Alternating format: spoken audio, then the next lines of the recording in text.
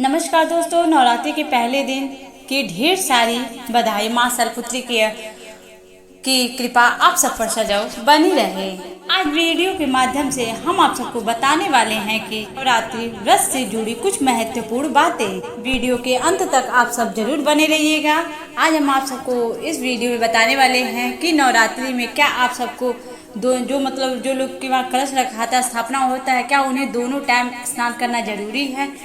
इस सब से जुड़ी कुछ पूजा पाठ से जुड़ी कुछ महत्वपूर्ण बातें आज हम आप सबके सामने को बताने वाले हैं। जिस घर में आप सब यानी कि कलश स्थापना किए हैं, क्या वहाँ पे पूजा रूम में दोनों टाइम झाड़ू लगा सकते हैं कि नहीं लगा सकते हैं, इस सब के बारे में आज हम आप सबको इस वीडियो के माध्यम से बताएंगे। इससे पहले अगर आप सबको हमारा वीडियो पसंद आ रहा हो तो हमारे चैनल को सब्सक्राइब कर लीजिएगा, बेल आइकन जरूर प्रेस कीजिएगा, साथ में कमेंट बॉक्स में जय माता दी लिखना ना भूलिएगा।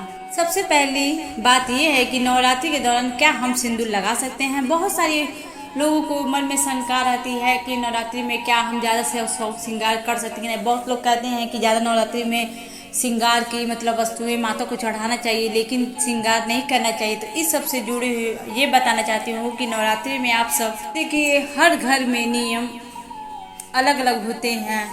कोई ऐसा दिन नहीं है कि जो लोग बहनें माताएं लोग सिंदूर ना लगाएं। बिना सिंदूर के तो लोग अच्छे भी नहीं लगेंगे और अपशगुन भी माना जाता है। तो इसलिए सिंदूर नवरात्रि के दिनों में भी आप सब लगा सकती हैं, लेकिन क्योंकि इसमें तो सिंदूर माता को चढ़ाया भी जाता है और माताएं बहनें सिंदूर लगा भी सकती हैं। और एक बात का ध्यान ये भी रखें, अगर आपके पहले से लोग घर में लोग लगाते रहे हों तो आप लगा सकती हैं। घर घर में नहीं लगाते होंगे लोग तो चाची, बड़ी मम्मी, जो भी आप सबके अगर वो लोग नहीं लगाए तो जो बहू आते हैं तो आजकल लोग सोचते हैं कि नए तौर से नए तरीके से करने के लिए, तो ऐसा नहीं करना चाहिए। जो आपके घर में रीति रिवाज जो पहले से चले आ रही है वही करना चाहिए, हमें कुछ अलग नहीं करना है।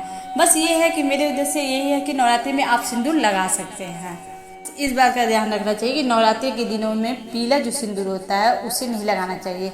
आप लाल सिंदूर का इस्तेमाल कर सकते हैं, उसे अपने मांग में सजा सकते हैं। बहुत सारे लोग जॉब कर रहे हैं, बहुत सारी महिलाएं, पहले के लोग महिलाएं नहीं इतना बाहर निकलती थी, लेकिन आप आजकल के मॉडर्न ज़माना हो गया, बहुत सारी बहुत कुछ चेंजिंग भी हो जाती है, जिस वजह से बाहर निकलो और वो थोड़ा सा श्रृंगार ना करो तो अच्छा भी नहीं लगता है देखने में।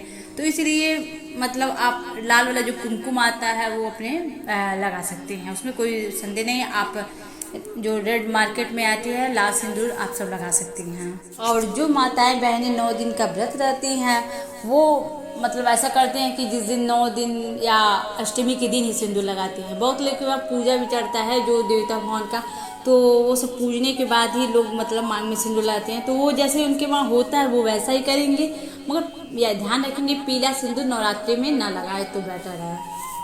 दूसरी बात मेरी यह है आप सबसे कि जिनके वहाँ कलश रखा है दोनों टाइम तो पाठ होता ही है, तो इसलिए कि बहुत सारी औरतें और पुरुष वर्ग लोग सोचते हैं कि शाम को नहाएं कि ना नहाएं।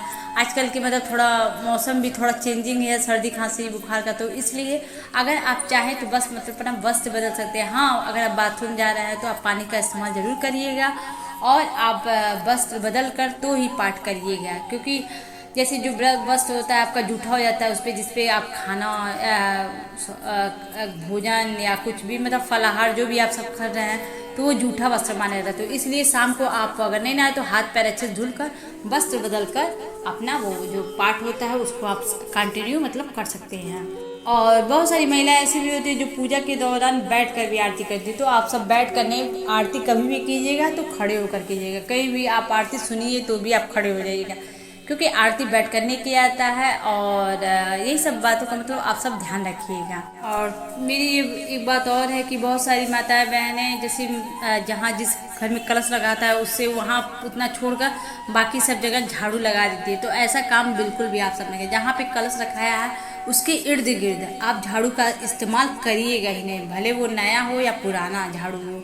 आप बस वहाँ पे एक साफ़ सुथरा कपड़ा लेकर उसको पानी से थोड़ा सा भिगो कर डेली सुबह शाम आप चाहे तो एक ही टाइम भी आप उसके आसपास पोंछ दीजिएगा, लेकिन झाड़ू का इस्तेमाल तो बिल्कुल भी आप सब मत कीजिएगा, वरना आप सब पे ये माता का दोष लगेगा। तो इस बात का आप सब प्लीज़ खास ख्याल रखिएगा। और जहाँ पे आप कलश रखिए उसके पास में थोड़ा वहाँ पे एक डब्बा रख दीजिएगा जिसमें आपका जो फूल डेली का होगा, फूल, माला, अगरबत्ती, ये सब की मतलब जो भी सामग्री होगी उसे उसमें जो बासी हो जाती है तो उसको उसमें रखिएगा। डेली इकट्ठा कर कर आप दशमी को विसर्जन कर दीजिएगा। इस बात का आप ध्यान रखिएगा। इधर उधर कूड़ेदान में तो बिल्कुल भी मत फेंकिएगा पूजा की एक भी सामान।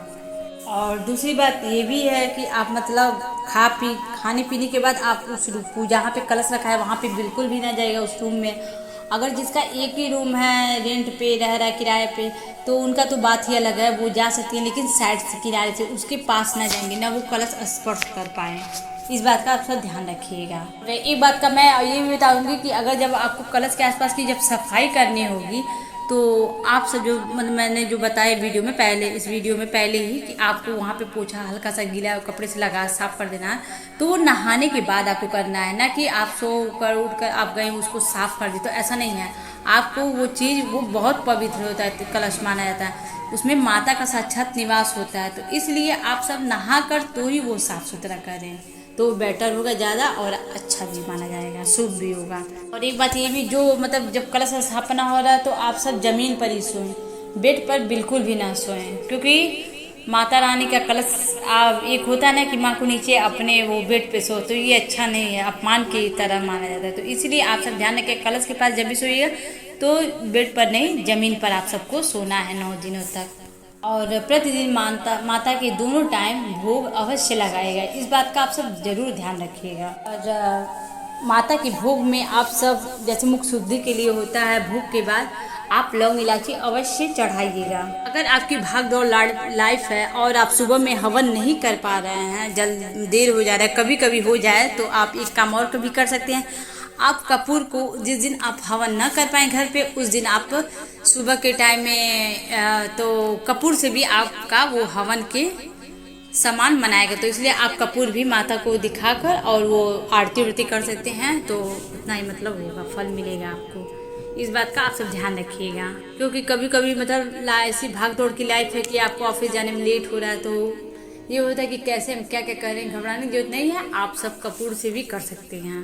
बहुत आज के तो जनरेशन में आप सबको पता ही है कि कोई भी चूहा, मतलब घरों में चूहा तो बहुत ज़्यादा हो जाएगा, ये तो मेरे नहीं मतलब सबके घर में होता है, तो इसलिए इसमें परेशान होने की बात नहीं है। अगर आपका वो कलश भी गिरा दे या कलश का पानी और वो दिया हुआ जो होता है इधर उधर बिखेर दे आपका फूल पत्ती, तो भी आप परेशान मत होइएगा, क्योंकि माता रानी सब देख रही हैं। तो इसके लिए यही उपाय है कि आप फिर से उसको सही कर दीजिएगा और फिर जिस विधि आप पूजा करते हो उसी विधि कीजिएगा, माता रानी सब देख रही हैं और आप परेशान होने की जरूरत नहीं है। दिया भी अगर आपका मतलब चूहा से बुझ गया या कोई भी मतलब, तो इसे अपशगुन न मानिएगा, क्योंकि जब रेगुलर हमारे घर में रह रहा है तो ये सब तो थोड़ा बहुत करेंगे ही, तो इस वजह से आप परेशान मत होइएगा, टेंशन भी मत लीजिएगा। आप माता रानी सब देख रही हैं, आप सब पर कृपा बनाए रहेंगी।